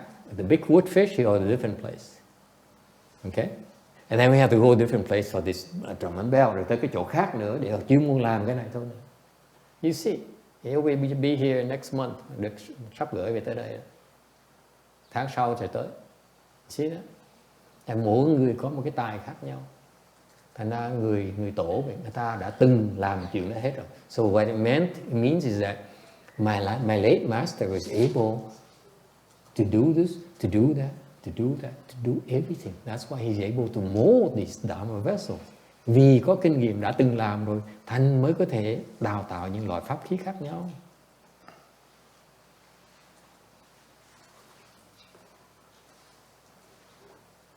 Okay? Ngược lại, in contrast, ví dụ ngược lại, Ngài Hư Vân đó, người tổ trước đó, ông tổ trước đời Ngài Tiến Hóa, Master Xu, his predecessor, okay? His only Dharma vessel is chant. Cái pháp mà Ngài Hư Vân mà dạy được truyền lại là chỉ thiền thôi, thiền thôi, không thể nào truyền mật tông được. He cannot. He does not handle tantras. Okay? So that's why we in the United States are extremely blessed. We have a great Bodhisattva who came here to mold a lot of different types of Dharma vessels. Chúng ta ở xứ Mỹ cực kỳ có phước. Được Ngài Đại Bồ Tát như Ngài Tiến Hóa có đây để rèn luyện biết bao những cái loại pháp khí khác nhau cho cái đời sau. Alright, any other questions? So the concept, you have to be worthy before you taught. Nói cách khác, nói một cách trắng trợn, quý vị phải xứng đáng đó, đủ sức chứa đựng mới có thể đổ đầy vào được. Có sức mới dạy, không có sức không dạy. You cannot be taught beforehand, prematurely, không thể nào dạy sớm được. Okay? In other words, going back to this gentleman's question earlier, can we do recite the title of the sutras? Okay, you do that, will take you forever to become a Dharma vessel. That's the connection. Okay. If you only recite the Buddha's, the sutra's name, it will take you forever. Forget it. You never become a Dharma vessel the way you're going, at least in my lifetime. You see? So that's why these patriarchs, in Mahayana, the hardcore stuff, we don't waste time doing those things. Can you imagine having HuiKe kneeling behind him and recite Namo Miao Phao? What is it? Namo. What's the title of the Lotus Sutra again? The Japanese pronunciation of the Sanskrit title would be Nam Myoho Renge Kyo. Namo. Wonderful Dharma Flower Sutra. If you do that, if you have HuiKe recited for 9 years, Bodhidharma after 9 years, look at him, okay, go another 20 years. Okay. Thành nếu mà thầy cười thì chọc quê ông này nói nhưng mà mấy một ngày. They also do a chapter and a half a couple times a day as well. Not just the title, but. Later you see there's a monk who came to him and said, I recited Lotus Sutra, okay, 3,000 times. 3,000 times. And the 6th Patriarch looked at him and said, is that all? You recited 3,000 times, yet you still don't understand anything? Where are your manners? How dare you talk to me like that? And the guy said, oh, thank you. Okay. Ông nói là nhiều khi họ tụng cái tên của kinh xong rồi lâu lâu tụng một cái phần một cái tụng kinh nữa. Thầy nói sau này trong cái kinh Lục Tổ có một cái ông sư đó tới thịnh pháp á, nói là tôi tụng kinh Pháp Hoa là 3.000 biến. Lục Tổ gì nói ông tụng 3.000 biến vẫn chưa biết gì hết hả? Sao mà dốt dữ vậy? Okay. All right, any other questions? Ai thắc mắc gì khác không? No? Are we all sleepy? I'm sorry, today is a lot more advanced. It's not casual than a normal days. Ngày nay người ta hỏi câu hóc búa, thầy phải trả lời hóc búa. Because the question is so hard. Tại vì câu hỏi khó quá, phải trả lời khó. Yes, sir. Yeah, my question is, do all of the struggles that we do to learn this, to absorb the energy and so forth, does all of it count towards our enlightenment? Like, for example, I have to drive 90 minutes to get here from Lake Arrowhead, so that's 3 hours out of my day just to come. And I'm wondering, the extra effort that I make, is there like a master karmic thing that, you know, Stephen worked a little harder so he gets some extra benefits? Does it work like that? Yeah, it works like that. It means that you are a lot closer to enlightenment than otherwise.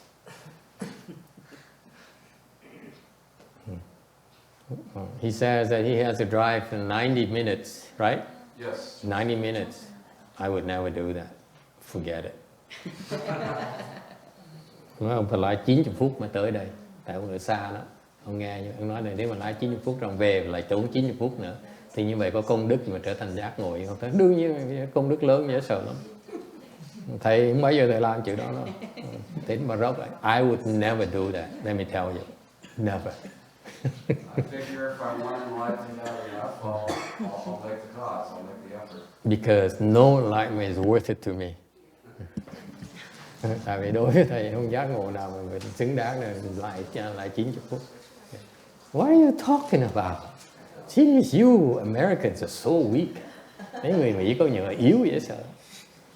In his time here, people have to walk on foot for 3,000 miles. Wow. To go to see a patriarch and say, later, you see in the latter part of 6th Patriarch Sutra, they go from all over the country, thousands of miles, came to him and then knelt down, you know, before they get him, they took a shower, hint. Ông này nói cái chuyện mà thấy nói mà nghe mà bực dễ sợ nữa. Cái thời ngày Lục Tổ đó, quý vị biết không?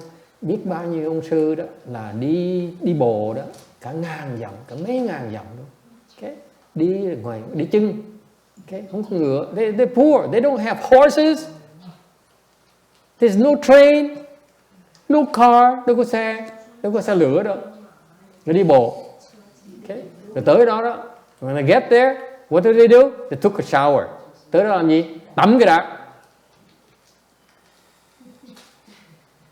Okay, otherwise, where are you from?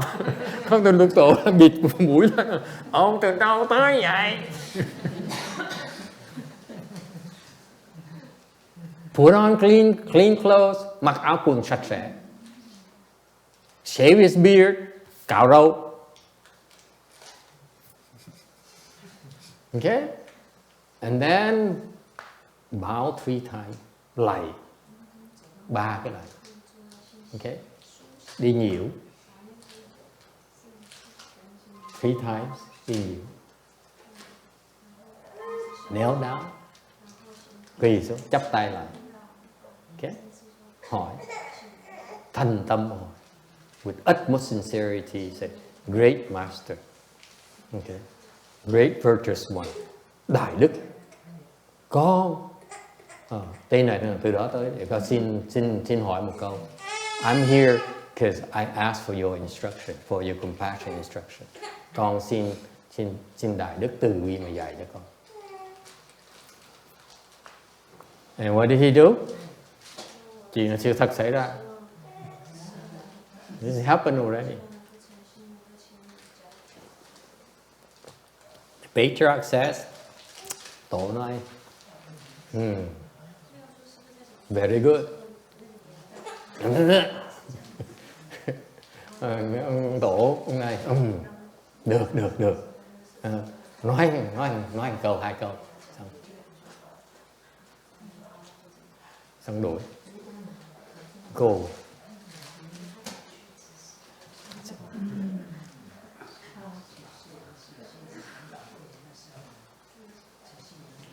He would not spend 2 hours, explaining Dharmas to you. Không bao giờ ngồi đó mà giảng cho quý vị, giảng kinh cho quý vị nghe 2 tiếng đồng hồ đâu. Only low lives would he could spend 2 hours talking to you. Những cái người mà trình độ thấp mấy tụi ba si lô cố, mấy thầy ba si lô mới bỏ 2 tiếng đồng hồ mà dạy cho quý vị nghe kinh vậy. The Patriarch, like my Korean dear disciple, dear Korean disciple, như cái đệ tử cưng Đại Hàn của thầy. Đủ. That's it. They don't have time to waste, hả? Không có thời giờ mà phí với cái vị đâu. Okay. So I'm sorry. The end result is that I'm sorry you wasted 90 minutes each way to spend another 2 hours for nothing. Thầy nói tôi rất tiếc là ông phải biết sự thật đó, là 90 phút lái đi là tốn thời giờ, 90 phút đi, 90 phút về, cộng 2 tiếng đồng hồ là hoàn toàn phí cuộc đời của ông. Okay? When the second patriarch comes out, you should go and seek instruction. Thầy khuyên đó. Okay, so that your time is not wasted, your trip is not wasted today. If you hear a second patriarch, okay, when he says, me, second patriarch, khi mà ngài nhị tổ mới nói, ta là nhị tổ đây, then it's worth it. Okay, lúc đó mới xứng đáng. Alright, any other question? Ai thắc mắc gì khác không? I'm so sorry. The truth always hurts. Sự thật bây giờ nó khó nghe lắm. Any other questions? Yes, ma'am. The patriarch, they don't reveal themselves until they pass or something. So we don't know who's the patriarch. That's why I gave up a long time ago. When my master died. Okay? The question is that the second patriarch is not revealing himself. So what are we to do? Câu hỏi là ông nhị tổ không chịu lộ diện ra, làm sao tôi làm gì bây giờ? Thầy nói lúc mà sư phụ thầy chết, when Master HuiKe died, I was confused like hell. Thầy sợ dễ sợ. I said, wait a minute, I gave up my life and I have no more teacher. Mình bỏ cuộc đời mình theo ông thầy cũng của tỏi. Sao bây giờ? Đi học ai bây giờ? Who's going to teach me?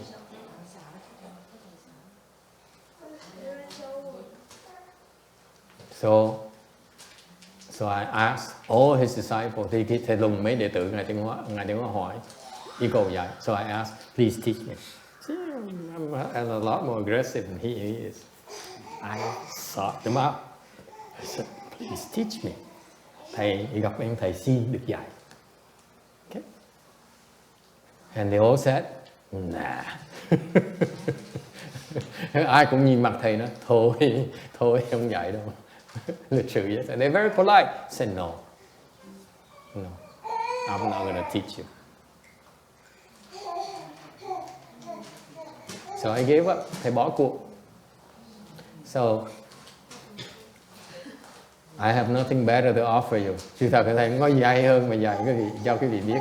So, you know, cái kinh nghiệm thầy nó so I came up with something very, very clever. Thầy mới khôn đó.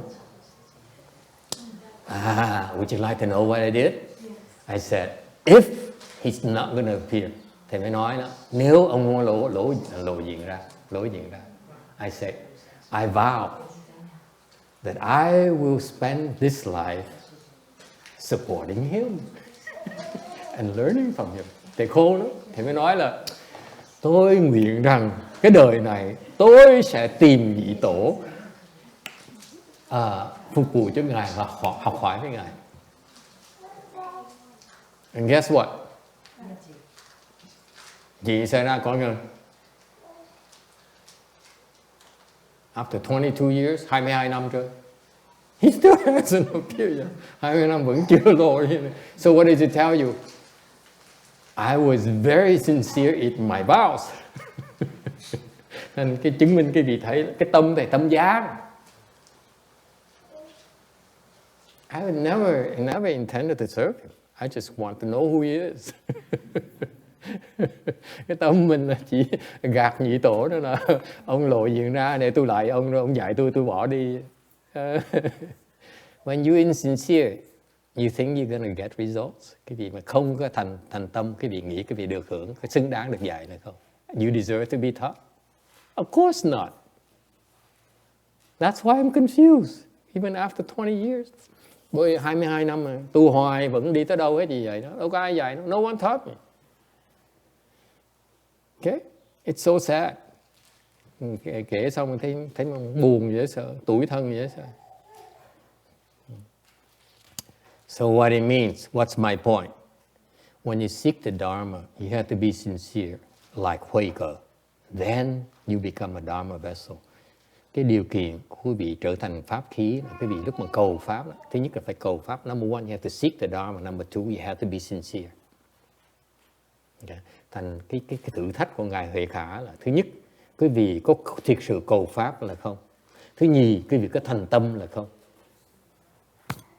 9 years is seeking the Dharma. 9 năm trời để mà chứng minh quý vị đang cầu pháp. Not just I vow to serve you. Chứ không phải nói là tôi nguyện sẽ phục vụ cho nhị tổ. Please. I'm telling you that to show how embarrassing is your master is. Sẽ kể quý vị nghe thấy không? Thầy quý vị nó tầm thường dễ sợ lắm. Okay? Trying to con a second Patriarch. Nó lừa ông tổ. Jesus. It's so embarrassing. Cô nhận mất mặt dễ sợ luôn đó. Bây giờ ai cũng cười. Look at all your faces.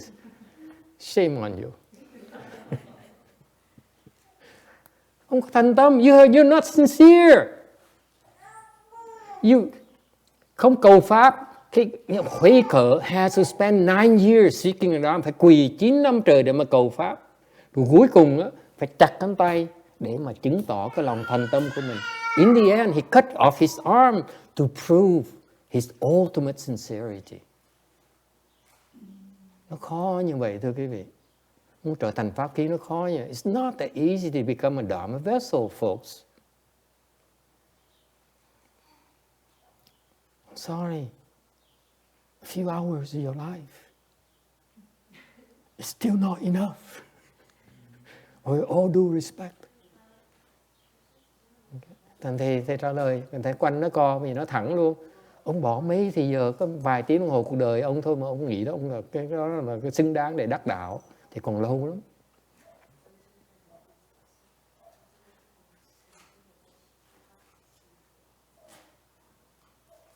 Any question? Hỏi thắc mắc gì không? And you think that HuiKe didn't want to quit for 9 years? Cái vị nghĩ là Huệ Khả không bỏ cuộc 9 năm trời á? Có chứ. I assure you, HuiKe said, this is nonsense. Huệ Khả quỳ nó thế sao mới chuyện điên rồ như vậy? Just like many of you says, why we sit for 2 hours? I'm wasting my life. Giống như vị ngồi đây học, ngồi nghe giảng 2 tiếng đồng hồ. Especially this gentleman said, he's still in slide number 161. After 2 hours. Ông này ông Mỹ ông than phiền nó, tôi lái 45 phút không có tuần nào tôi lái tới, mà cứ ông ngồi nói chuyện cà phê với ngọn một tấm không, nhất định không đi đâu, nhúc nhích. He refuses to move, to change the slides.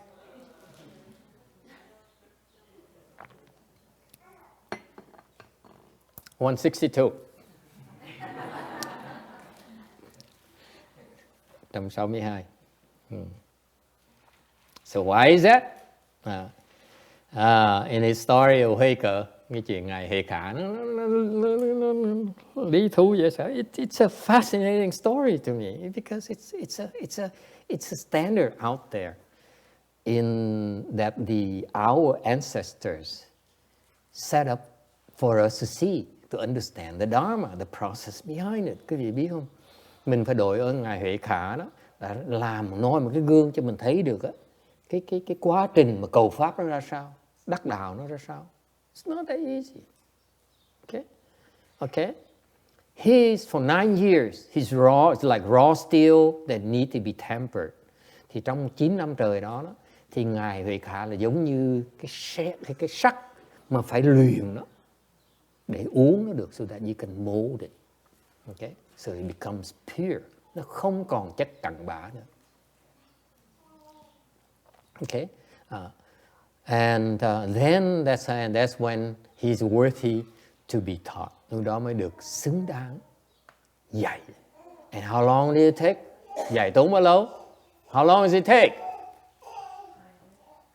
Not very long. 1-2 sentences. 1-2 câu là xong rồi.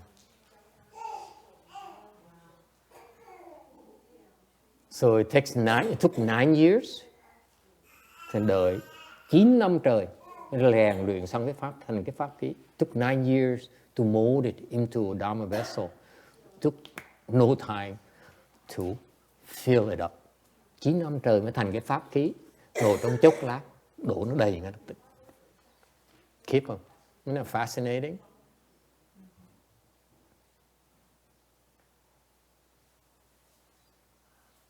Thấy ly kỳ không? It's so fascinating, this story.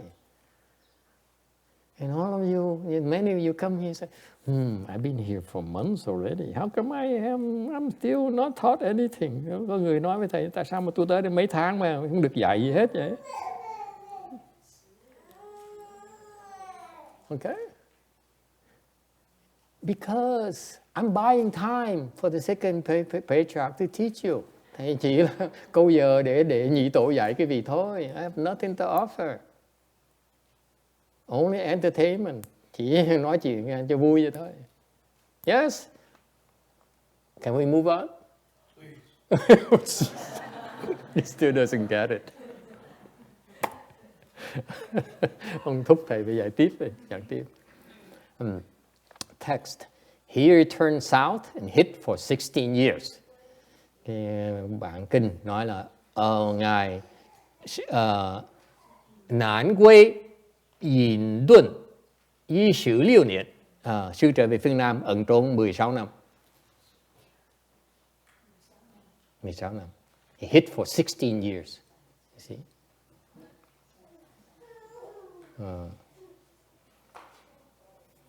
To me, what's interesting here, he came from the south, so he returned to the south.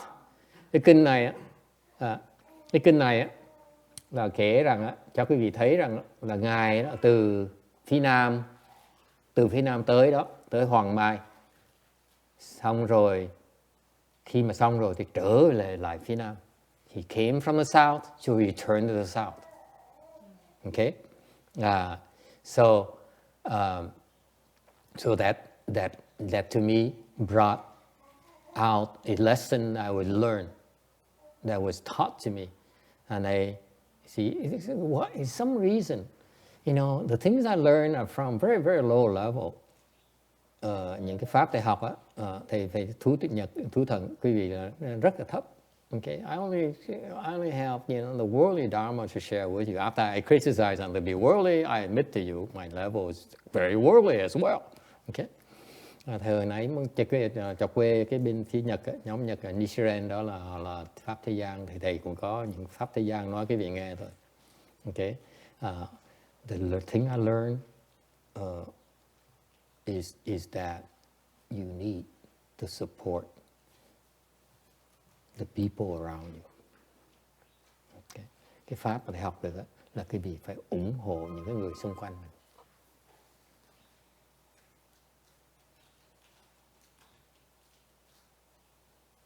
Okay. And it's illustrated by the story of Mạnh Thường Quân. Cái đó là cái chuyện của ngài Mạnh Thường Quân đó. Okay. He was a general of the country in China, country in China. Đó là tướng nước Tề. Okay. And he has his advisor by the name of Phùng Hoang. Có một cái người gọi là cái người phục vụ đó, ông quân sư rất là giỏi tên là Phùng Hoang, đa mưu túc kế dễ sợ lắm. The guy is very clever and he has many experience, very skilled. Okay, and back then in China, the people who excel at doing those things. Từ xưa có những người chuyên môn là rèn luyện cái trí huệ người ta để làm quân sư rất là đa mưu túc kế. And so Mạnh Thường Quân, he sent his advisor to go to collect taxes. Thì Mạnh Thường Quân mới sai Phùng Hoang đi lấy thuế, đi thâu thuế. Right? This is typical in China back then. Đời xưa như vậy, đang biết không? Là ông vua cho mình mảnh đất, okay? Có làng, có ruộng lúa này nọ, người ta trồng đó, thì mỗi năm mình tới mình lấy thuế người ta. Mình làm quan như vậy đó. So what happened back then? When you're official, the king gives you villages and land. And then you allow people to cultivate your land and pay taxes on the businesses or on the crops. Okay? Thành đời xưa mấy ông quan như vậy đó, mới sai cái ông người là tới thâu thuế. So he sent his advisor to go to collect taxes. Okay? And before he left, he says, when you come back, you know, see what you see what you think I need and buy it for me. Thì trước khi đi đó, thì Mạnh Thường Quân mới ra lệnh cho Phùng Hoang, ông quân sư đó, nói là ông làm xong rồi, làm chuyện xong rồi đó, ông thấy cái gì mà tôi cần đó, ông mua đi, ông đem về cho tôi. Tin tưởng như vậy. He trusted his advisor. Okay? The general trusted his advisor. And when his emissary went to collect taxes, he saw that the people were very poor. Thì Phùng Hoang mới tới, mới thấy dân chúng nghèo khổ dễ sợ lắm. Okay? They could, so he stood up and he called them in and said, this year, no taxes. Thì ông Phùng Hoang mới triều cả làng tới, cái vùng nó tới, nói là năm nay á, miễn thuế. Okay? And not only of that, I will burn all your tax collection agreement. Là không là miễn thuế năm nay rồi, còn á, sẽ đốt cái hợp đồng là sẽ thâu thuế quý vị nữa luôn. Okay? And upon his return, he says, the boss asked him, what did you do that for? Anh Hùng trở về lại báo cáo thì ông tướng đó, thì Mạnh Thường Quân mới hỏi, ui, ông khùng hay sao vậy? Sao ông dám là không nộp thuế mà còn đốt hết tất cả những cái hợp đồng mà nộp thuế cho tôi nữa? Thì Phùng Hoang mới nói, his advisor said, you have wealth, honor, horses, women, nothing is lacking. Ông nói là ngài á, là có tài sản này, có giai cấp này, có ngựa này, có mỹ nữ này, không có gì mà thiếu hết. Okay? Therefore, I bought what you need. I bought what you needed. And tôi á, mới quyết định là mua cái mà ông tướng là nói tôi mua.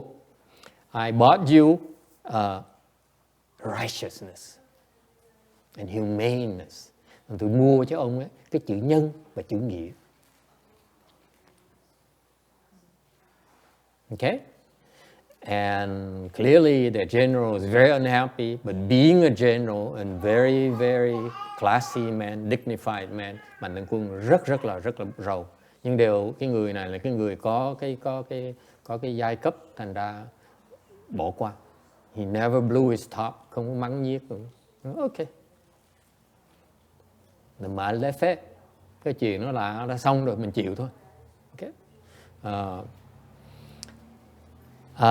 So later, when you receive royal favors, quý vị biết đời xưa đó, ông vua mà ban cho cái vị ơn thưởng thì cũng có quyền mà lấy lại nó. What happens back then is when the kings give you bestows favors upon you, he can take them back as well. So surely enough, later the king demoted Mạnh Thường Quân, and he had to return to his village. Thì sau này ông vua mới cất chức tướng của cái Mạnh Thường Quân và đuổi ra khỏi triều. Để Mạnh Thường Quân không có chỗ nào dung túng được nữa, phải trở về cái làng của mình. And when the villagers heard of it, all of them came out. And khi mà người dân làng mà nghe được cái ông Mạnh Thường Quân trở về làng đó thì họ cả làng ra sắp hàng cả mấy dặm luôn. They came out and lined up the streets like when Clinton came to Vietnam. Okay? With small US flags. Người Việt Nam mình lúc mà tổng thống Clinton qua đó là cầm cái cờ Mỹ nè, lắc cả mấy cây số nữa. And they all came out for miles to greet the general back. Để đứng ra sắp hàng ra cả mấy dặm luôn để tiếp đón cái ông tướng vậy.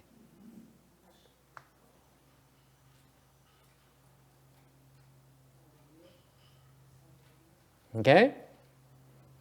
And that's when Mạnh Thường Quân realized the wisdom of his advisor. Đó Mạnh Thường Quân rất là biết ơn cái ông quân sư của mình. So the story illustrates the fact that support your locals. And cái vị biết không? Một cái trí huệ là quý vị phải nên ủng hộ những người xung quanh, giúp đỡ. Questions? Ai thắc mắc gì không? You see, worldly dharmas, no question. You all understand it immediately. Cái pháp thế gian ai cũng hiểu ngay lập tức.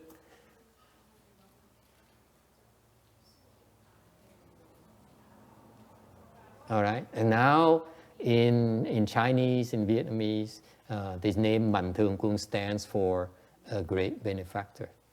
And bởi cái sau này cái danh từ Mạnh Thường Quân đó là cái ý nghĩa là như vậy đó, là cái người mà người có cái chí khí, có nghĩa khí, giúp đỡ người ta, không cần cầu lợi. The Mạnh Thường Quân means that you help others without seeking anything for yourself. Okay? Questions? Ai thắc mắc gì không?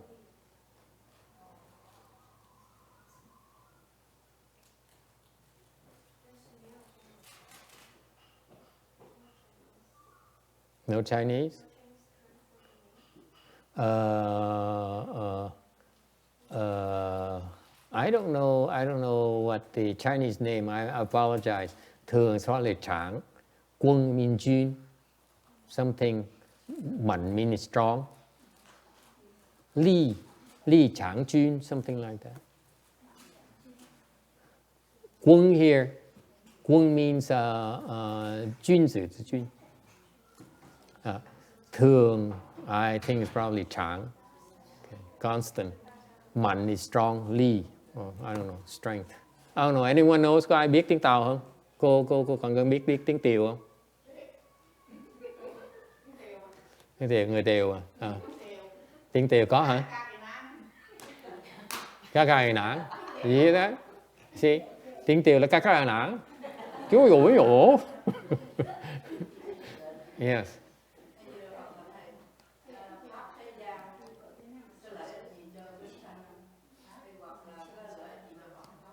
Có chứ. So what is the difference between worldly Dharma and transcendental Dharma? Okay. Is worldly Dharma beneficial, transcendental Dharma? Cái lợi thế gian nó có lợi gì, có xuất thế là không? Of course there is. It's a graduation. Cái đó là lên lớp vậy đó. You first have to create worldly benefit, worldly blessings. Trước hết quý vị phải tạo cái phước báu của thế gian cái đã. Alright? You have to first create worldly blessings. Quý vị thứ nhất là phải tạo cái phước thế gian cái đã. When you have enough, you naturally graduate to transcendental. Khi quý vị tạo phước thế gian đủ rồi, quý vị tự động sẽ muốn làm hơn nữa đó, thì phải làm cái phước xuất thế.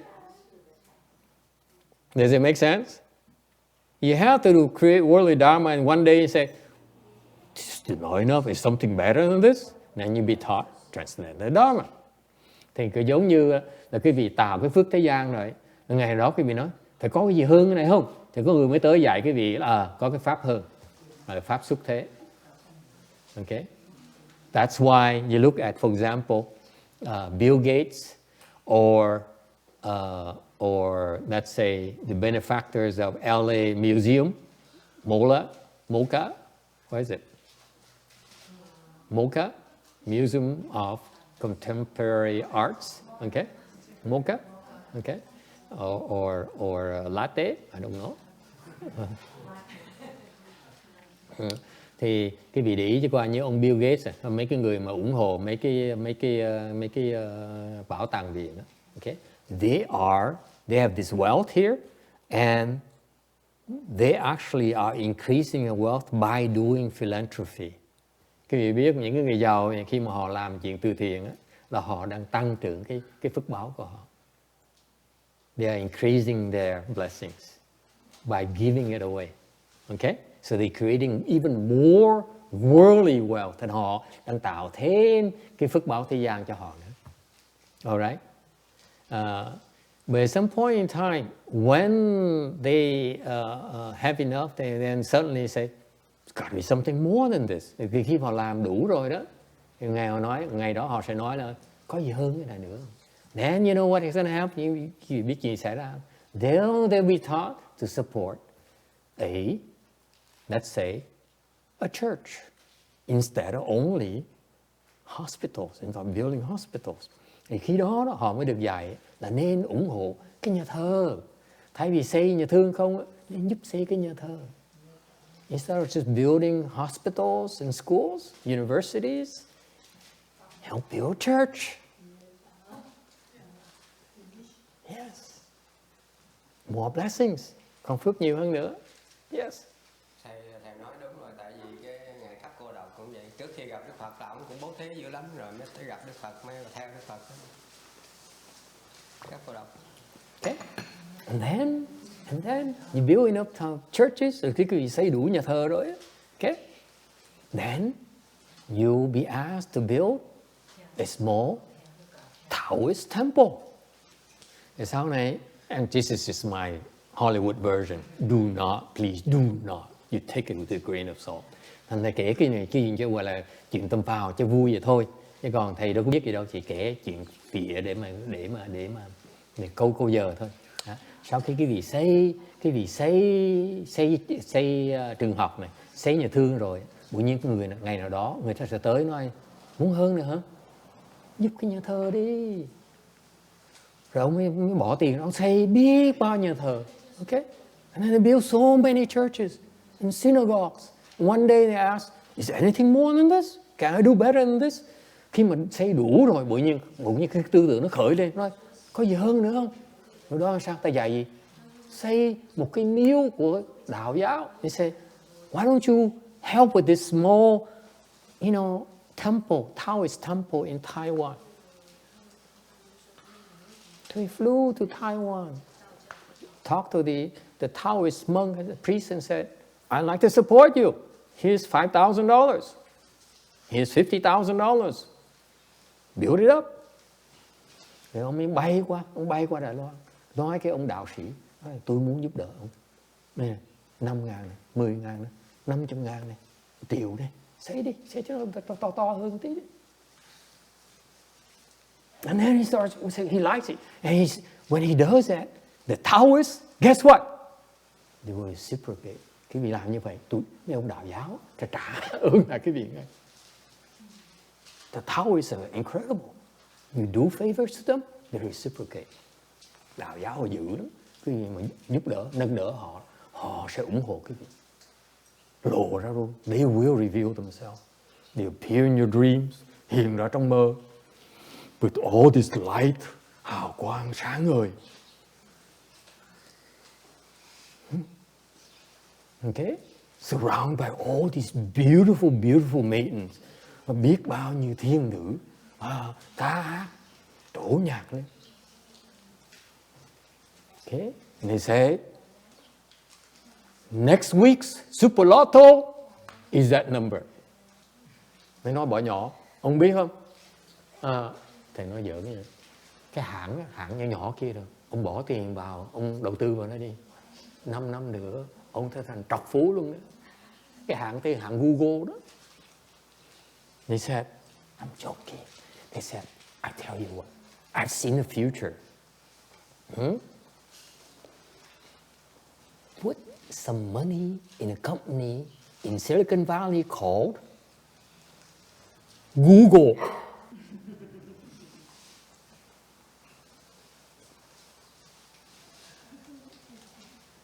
Tụi nó như vậy đó không?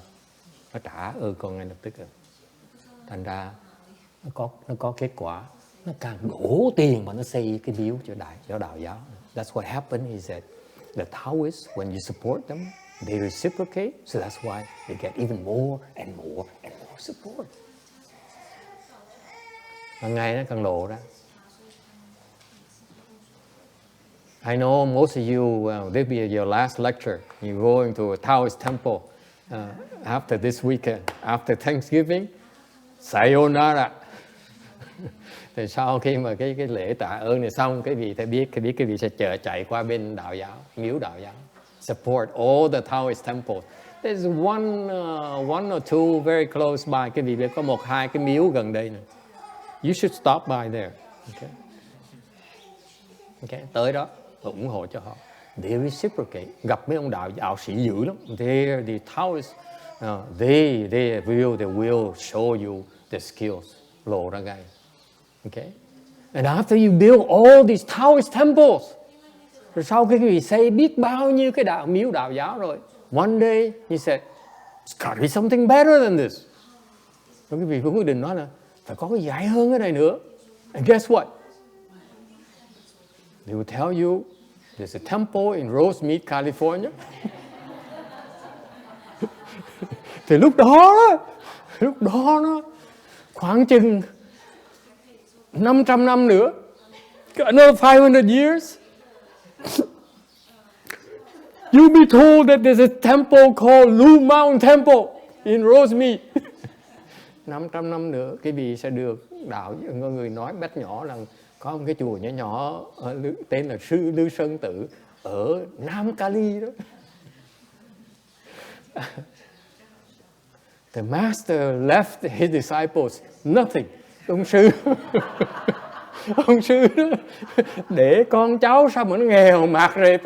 They have nothing left. Please come support them a little. Thì mới yêu cầu ông tới cho họ cái tiền gạo thôi. Give them back a price. And my disciples then 500 years later, thầy để cái cháu chắc chiết của thầy 500 năm sau, nó nghèo quá đi, they're so poor. And they said, oh my God, now we have food to eat. Let's pray for this benefactor. Cả cái chùa nó quỳ xuống, nó niệm Phật, nó tùng thủ nhãn để nó trả ơn cái ông thí chủ này. And he become even richer. Và nhờ tụng thủ nhãn đó, nhờ cái lời Phật đó, cái ông thí chủ đó, ông giàu không thể tưởng được. Remember? This morning, Yu Tin told you that for Mahakasyapa, which is only a low level arhat, okay, we decided on behalf of this dead rat, later, the rat became a princess. Khi bị nhớ sáng này cô dì đến cô kể câu chuyện vui không? Cô nói Ngài Ma Ca Diếp là một cái vị gọi là mới A La Hán thôi. Hơi thấp một tí.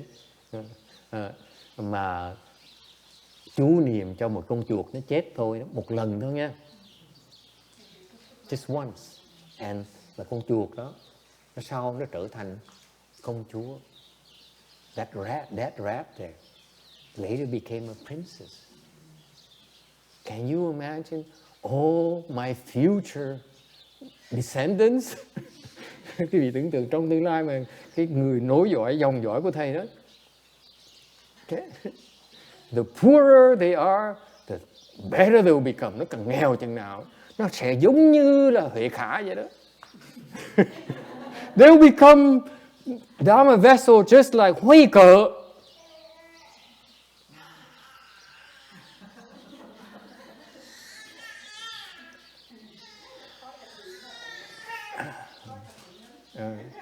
Tại cái pháp này nó chậm, tại phải 500 năm mới xong được.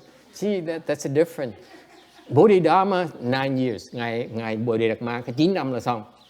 My Dharma 500 years. Cái pháp của thầy á 500 năm mới xong được.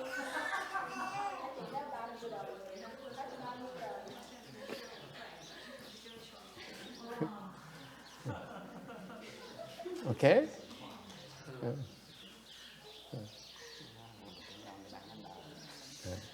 Thành ra cái câu hỏi trả lời là câu hỏi, because this is cô Yin always ask me the hard question. Cô hỏi mấy câu mà cốc lộc như vậy thì ra nó hóc búa dễ sợ lắm. Her question seems so innocent, naive, but they're not. Câu hỏi có vẻ rất là khờ khạo, mà cái người này không phải là người khờ khạo. Hỏi hóc búa. And that's what happened, by the way, the history of the Buddha. Thầy kể chuyện vui, thiệt ra Đức Phật phải làm như vậy, thưa con. Quý vị biết không? Did you realize that? That's what the Buddha did. Đức Phật đã từng làm như vậy rồi. Hay không? Phải bò từng bước. You have to graduate, step by step. You have to work for it. You don't sit there and say, oh, it's so hard for me. Oh, it's so hard. Why is it so hard? Đừng có ngồi đó mà nói tại sao mình phải làm việc, phải trồng trọt, okay? Phải lao công. Chứ đừng nói tại sao nó khó quá, cái này khó quá, it's so hard for me. Nó khó quá đi. Okay. Alright. Thành ra cái pháp xuất thế, muốn tới pháp xuất thế phải có làm pháp thế gian trước. Mà khi cái vị tới pháp xuất thế, cái pháp xuất thế, cái phước xuất thế đó, nó bao gồm luôn cái pháp thế gian. Thầy mới chứng minh cho con thấy đó. Thấy không? Mà khi quý vị tới trình độ mà quý vị trồng cái phước xuất thế thôi, nó có cái phước thế gian luôn ở trong nó luôn. So that's why I just proved to you. It took me half an hour to do so. And Tex is very happy about this. Okay? I took half an hour to prove you the point. Transcendental blessings include worldly blessings. Làm thế chứng minh quý vị thấy cái pháp xuất thế đó, cái phước xuất thế nó đầy đủ hết tất cả những cái phước thế gian. Alright. Questions? Ai thắc mắc gì không?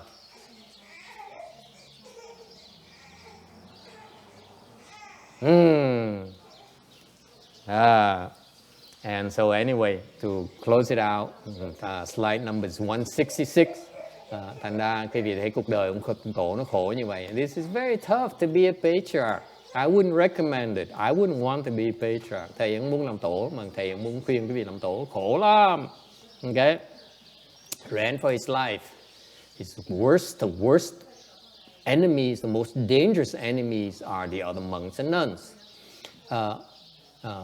Ngài lục tổ, quý vị thấy khổ lắm, là phải bỏ chạy, vác giò lên cổ mà chạy, trốn 16 năm trời, hid for 16 years.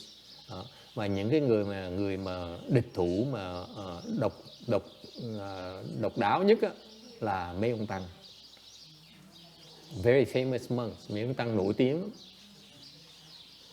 The Arhats, họ là La Hán, Not fourth stage, chưa phải là tứ quả.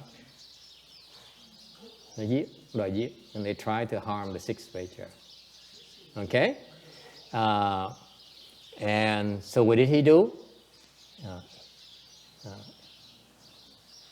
That's the nature of chant cultivation. Quý vị thấy đây là cái điển hình của tu thiền đó. Là mình tu mà không ai biết. You practice chant, no one can notice it. Not you say, I am a great chant master. Đừng nói tôi là thiền sư. Tôi là đệ tử Tiên Hóa. I'm a disciple of Master Xuyên Hóa. Tu thiền không ai biết. You practice chant, no one notices you.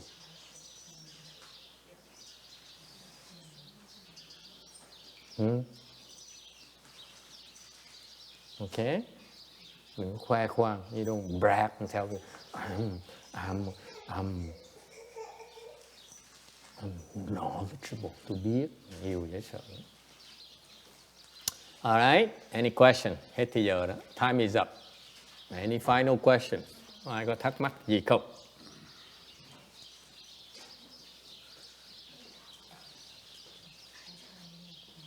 In that case, next time we stop here. Next time we begin at 166, which is a text. Tuần sau mình sẽ bắt đầu 166. All right. Thank you, everyone.